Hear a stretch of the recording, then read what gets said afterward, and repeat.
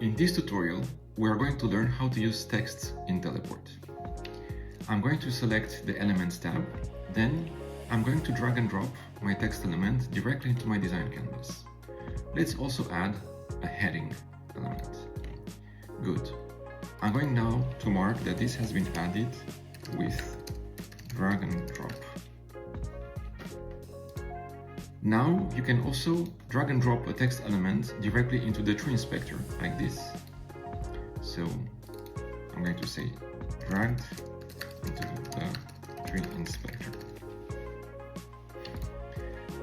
You can also select a container, in our case this container, which is our content container, and I'm going to click once on the text element and it will be added as the last child. So I'm going to just mark that this has been added by being clicked.